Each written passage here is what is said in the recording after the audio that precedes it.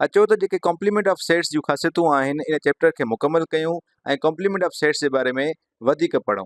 त सभ खां पहिरियां असां वटि हिकिड़ो वेन डायग्राम आहे, उन में हिकिड़ो सेट आहे जेको ए आहे, ऐं जेको ए जो कॉम्प्लीमेंट आहे हर उहा शइ आहे जेका सेट ए में मौजूदु न आहे, यानी उहे बक़ाया शयूं जेके सेट ए में मौजूदु न आहिनि।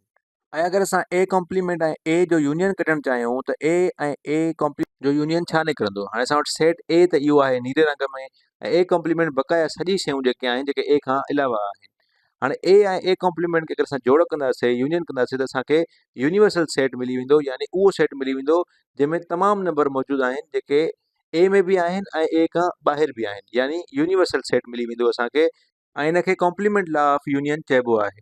हाणे अचूं था त हिकिड़ो ॿियो सेट था खणूं, असां हिकिड़ो वेन डायग्राम था खणूं ऐं उन में हिकिड़ो सेट था खणूं ए, ऐं उन खां पोइ ए कॉम्प्लीमेंट था खणूं। हाणे ए कॉम्प्लीमेंट ऐं ए जो इंटरसेक्शन था कयूं, यानी उहे अंग था खणूं जेके ए ऐं ए कॉम्प्लीमेंट में हिकु जहिड़ा आहिनि। असां वटि जेको सेट ए आहे उन उहो नीरे रंग जो आहे, ऐं ए कॉम्प्लीमेंट में असां वटि बक़ाया सभु शयूं आहिनि सवाइ सेट ए जे। ऐं जॾहिं ए ऐं ए कॉम्प्लीमेंट जो असां इंटरसेक्शन कंदासीं, यानी हिकु जहिड़ियूं शयूं जेके ॿिन्हिनि में आहिनि उहे खणंदासीं। हाणे ॿिन्हिनि में जॾहिं का शइ हिकु जहिड़ी आहे ई न, त असांखे जेको सेट मिलंदो उहो हूंदो नल सेट या एम्प्टी सेट। त इहो कॉम्प्लीमेंट लॉ ऑफ इंटरसेक्शन आहे। उन खां पोइ असां वरी उहो साॻियो ई वेन डायग्राम था खणूं जंहिंमें सेट ए था खणूं ऐं सेट ए कॉम्प्लीमेंट था खणूं।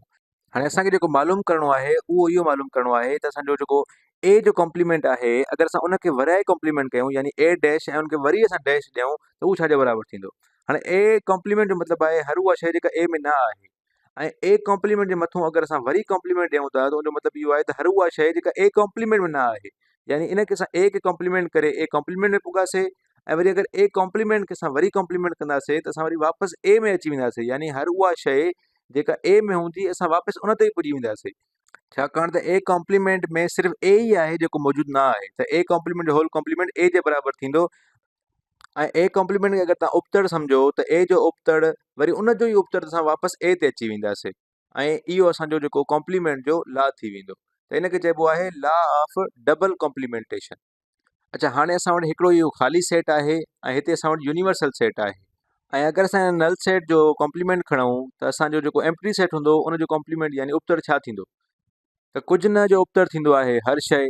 त मतिलबु नल सेट जो जेको कॉम्प्लीमेंट हूंदो आहे उहो यूनिवर्सल सेट हूंदो आहे। ऐं असां इन खे ॿिए तरीक़े सां बि करे सघूं था त जेको यूनिवर्सल सेट आहे, जेका हर शइ आहे उन जो उपतड़ कुझु बि न थींदो, त यूनिवर्सल सेट जो कॉम्प्लीमेंट असां वटि नल सेट थींदो आहे।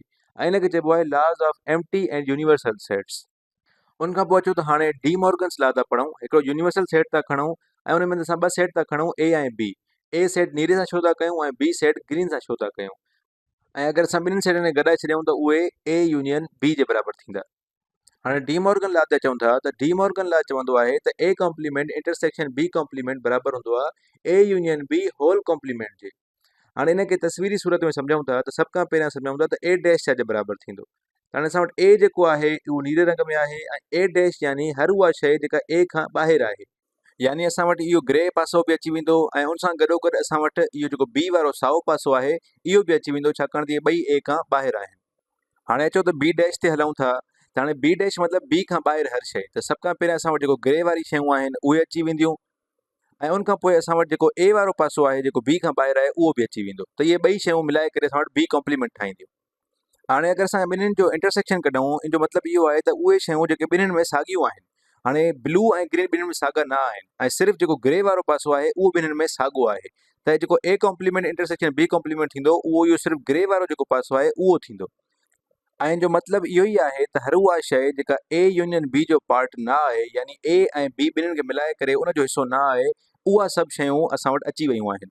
त मतिलबु जेको असां वटि A union B whole complement आहे उहो बराबरि आहे A complement intersection B complement जे। डी मॉर्गन लॉ जो हिकिड़ो ॿियो पासो बि आहे।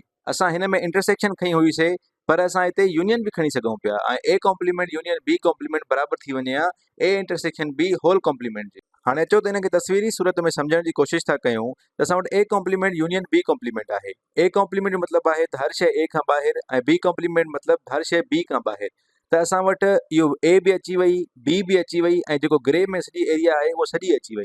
सिर्फ़ु असां वटि इहा जेका नंढी एरिया आहे जेका ए इंटरसेक्शन बी जे बराबरि आहे, सिर्फ़ु इहा रहिजी वई, ऐं इन नंढी एरिया खां छॾे करे बाक़ी हर शइ असां वटि A complement union B complement में अची वई। इन जो मतिलबु इहो ई आहे त असां चऊं था त हर उहा शइ जेका A intersection B whole complement जे बराबरि आहे, उहा ई शइ असां A complement union B complement में अचे थी पई। मतिलबु ए इंटरसेक्शन बी वारो जेको नंढिड़ो हिसो आहे ऐं उनखे असां कॉम्प्लीमेंट कयूं त उन खां अलावा हर उहा शइ उहा बराबरि थींदी ए इंटरसेक्शन बी कॉम्प्लीमेंट जे। ऐं इन तरीक़े सां असां डी मॉर्गन लॉस खे ऐं मुख़्तलिफ़ प्रॉपर्टीज़ खे पढ़ी छॾियोसीं, सम्झी छॾियोसीं ऐं प्रूव करे छॾियोसीं। ऐं तव्हांखे ईअं घणियूं प्रॉपर्टीज़ अॻियां ईंदियूं, इहे न पर इन खां अलावा ॿियूं बि खोड़ प्रॉपर्टी थी सघी तव्हांजे अॻियां अचनि, पर तव्हां पंहिंजे हथ जूं प्रॉपर्टीज़ बि ठाहे सघो था अगरि तव्हां सही नमूने विजुअलाइज़ कंदव ऐं उन्हनि खे प्रैक्टिस कंदव।